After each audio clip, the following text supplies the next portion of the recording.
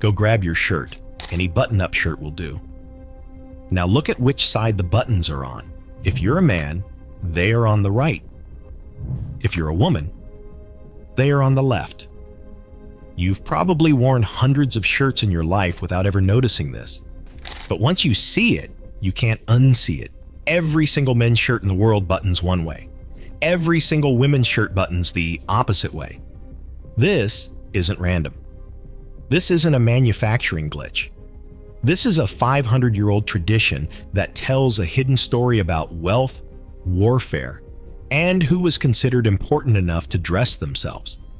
Today, we're unbuttoning the surprising history behind this tiny detail that's been hiding right here in plain sight.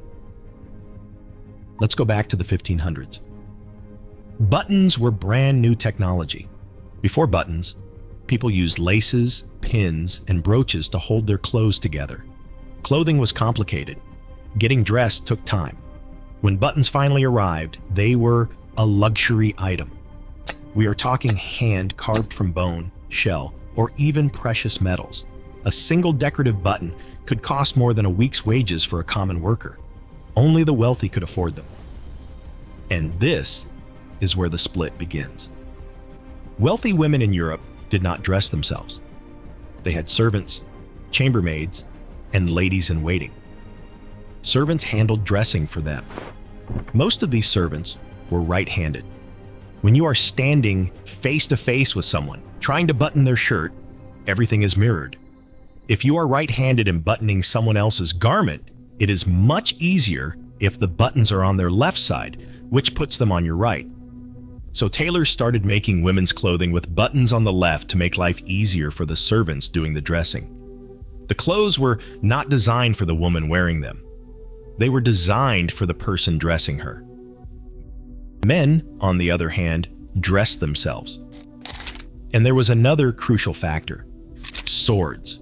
In the 1500s, most men were right-handed, and they drew their swords with their right hand. If you are reaching across your body to grab a weapon, you do not want your shirt flapping open or getting caught on your buttons. Having buttons on the right side, with the fabric overlap going left over right, kept the shirt securely closed during combat. It also allowed a man to slip his right hand inside his coat for warmth without exposing his chest to the cold wind. Some historians even suggest this design made it harder for an opponent to stab through the gap in your clothing during a duel. The design was practical. It was military. It was made for action and survival.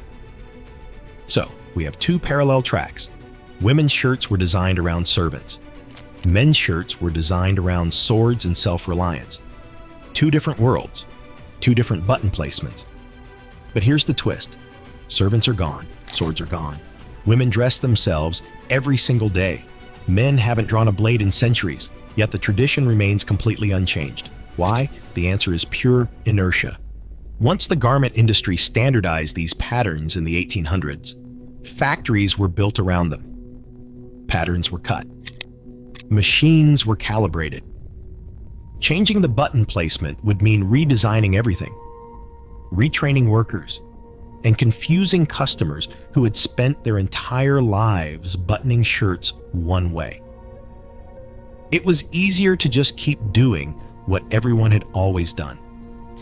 The original reasons vanished, but the tradition fossilized into an unspoken rule. There's another theory worth mentioning. Some historians suggest the button divide helped reinforce gender distinctions during the Victorian era. Clothing was a powerful way to signal identity. Men and women were expected to look different, act different, and exist in completely separate social spheres. Having opposite button placements was just another subtle way to draw a visible line between the sexes, even in something as mundane as getting dressed in the morning. Your shirt was not just covering your body, it was broadcasting your place in the social order. And here's a small detail that might surprise you. This rule is not universal. In some Asian countries, traditional garments do not follow this Western convention at all. The divide between left and right buttons is specifically a European invention that spread through colonization and global fashion trade. It is not natural. It is not biological. It is purely cultural, frozen in place by centuries of repetition. So the next time you button up your shirt without thinking, remember this. That small motion, that automatic gesture you have done thousands of times, is an echo of a world where women were dressed by servants, men carried swords, and your clothing told everyone exactly where you stood in society. The buttons have not moved. The world around them has changed completely. If this changed the way you see your own wardrobe, hit that like button, share this with someone who loves hidden history, and subscribe to Plainsight for more stories buried in the ordinary.